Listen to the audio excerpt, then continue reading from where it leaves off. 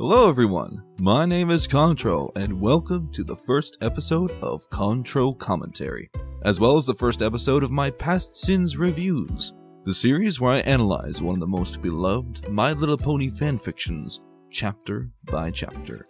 And to say it's beloved is no overstatement.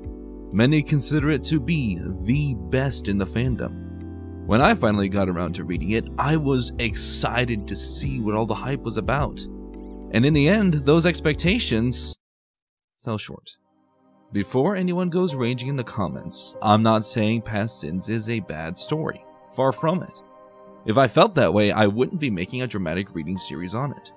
But so many people have praised it that I was surprised when I realized this story has flaws. They don't overshadow the great things about it, but they are there, no question about it. So, I'll be going deeper than anyone else has ever gone before. I'll praise Past Sins where it's due, but I will highlight the faults as they come, and offer possible solutions, if not alternatives. And with that said, we're set to go. Let's get started. Oh, wait! Please read Past Sins before watching the rest of this video. If you'd rather listen, I'll happily direct you to my reading of the Prelude, of which I'll be using excerpts for this review. Link will be in the description below. Okay, for real. Let's get started now with the first paragraph. Amidst dim candlelight, a single unicorn sat with his head bent down, eyes shut. He sat alone at the edge of a still pond, his reflection dancing in the water. The pond was nestled deep within the ever-free forest, where the darkened trees with their gnarled branches surrounded all sides like silent sentinels. Okay, this opening is pretty good, but perhaps not the way you would expect.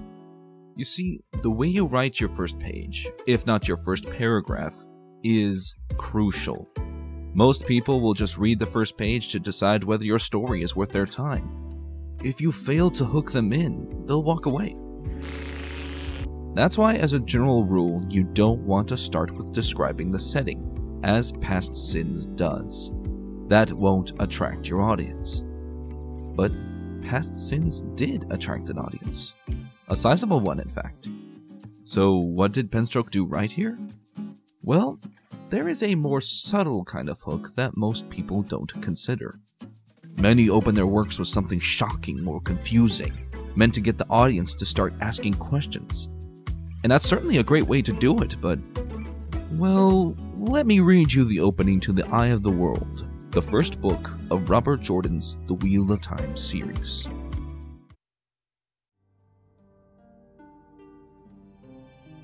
The wheel of time turns, and ages come and pass, leaving memories that become legend. Legend fades to myth, and even myth is long forgotten when the age that gave it birth comes again. In one age, called the Third Age by some, an age yet to come, an age long past, a wind rose in the mountains of mist. The wind was not the beginning. There are neither beginnings nor endings to the turning of the wheel of time. But it was a beginning. Can you tell I really like this series? Anyway, the hook doesn't lie with anything shocking or confusing. Instead, it lies in the beautiful and masterful use of language. This is the kind of hook that Past Sins has. The opening paragraph is skillfully written, and lets the audience know that the quality of writing is a cut above the usual fare for fanfictions. I wouldn't go so far as to say it's masterful, but well written, to be sure. Moving on, we learn a little bit more about this unicorn and that, for reasons unknown to us at present, he has dyed his coat and mane pitch black, and is sitting in the ever-free forest. This place is known to be very dangerous, though as the show went on, it seems to grow more and more tame. So exactly how dangerous it is debatable. Nevertheless, the scenario presented here is very intriguing, and adds a fine dose of mystery. So, another pony emerges and tells Spell Nexus, the unicorn, that everything is ready, and then disappears into the forest once more. what follows? Oh man, this is the real hook for me. When I first read this was when I knew this was going to be a great story. What's amazing is that when all is said and done, not much happens. He just puts armor on so he looks exactly like Nightmare Moon. In the hands of a lesser writer, this was all the detail that would have gone into it. But instead, Penstroke chose to take his time with this scene. And what results accomplishes so much that I'm not sure where to begin. Well, let me start with what actually happens. Nexus levitates the pieces of armor into the air and slowly puts them on ceremoniously, as he prays to Nightmare Moon. Now, I know Nightmare Moon isn't mentioned by name here, but Nexus looks upon the moon while praying, and the armor's description fits Nightmare Moon's attire perfectly. It's made pretty clear who he's talking about from the start. This establishes Nexus as not just a prominent character, but a narrative driving force. And what's about to happen is extremely important to both him and the plot. Things I'm glad to say Penstroke follows through with. It also really cements the dark tone of the narrative. The title, Past Sins, and the knowledge beforehand that the plot involves a cult, implies a more mature, sophisticated story than your usual MLP fare. And this reaffirms that concept. It's ominous, intimidating, and threatening.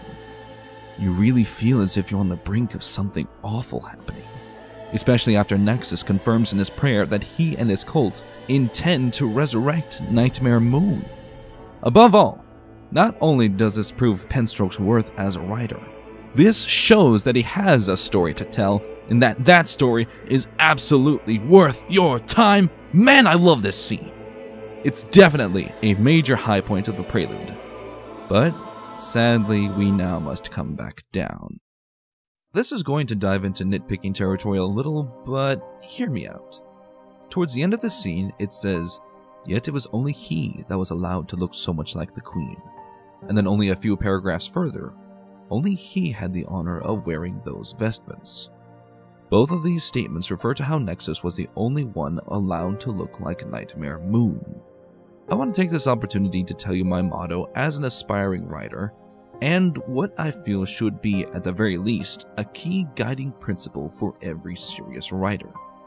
From the Elements of Style, written by William Strunk and E.B. White, vigorous writing is concise. A sentence should contain no unnecessary words, a paragraph no unnecessary sentences, for the same reason that a drawing should have no unnecessary lines, and a machine no unnecessary parts. This requires not that the writer make all his sentences short, or that he avoid all detail and treat his subjects only in outline, but that every word tell. The quotes I just mentioned from Past Sins tell the same thing, so one of these statements is unnecessary, and takes up unnecessary space in the story. It's not exactly a huge deal in the grand scheme of things. It doesn't derail the narrative barely at all, but I felt it was worth pointing out. Anyway, Nexus is prepared and goes to where the ritual is taking place, which is a clearing within the forest. Here, we find out that all the cultists have turquoise eyes, which is said to grant enlightenment. This is brilliant foreshadowing. It seems like such a throwaway line when you first read it, that it's just a minor detail that needs no second thought. But once you realize what's actually going on in this cult, enlightenment takes on a whole new meaning. It's little stuff like this that make reading books through a second time worth the effort. Now, Penstroke shifts the focus away from that and onto three new characters: Nightwind, Stonewall, and Greygale, prominent figures within the cult. I like how these characters are introduced. They're given just enough dialogue to give us a hint of their personalities without going overboard. Nightwind is snippy and chiding, Stonewall is reserved and straightforward, but Greygale actually got the lion's share of character development.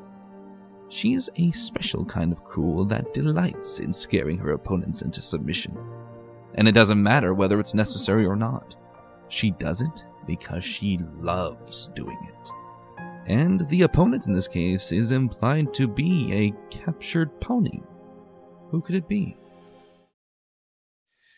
Treading carefully, Nexus moved between the wooden bowls and approached the hog-tied pony. Her violet coat was dirty from lying on the ground, and her dark purple mane was a rough mess. The sight of her like that made Nexus smile, and once he was close enough, he used his magic to remove the bag on her head and reveal her terrified eyes. I'm so happy you were able to join us this evening, Miss Sparkle.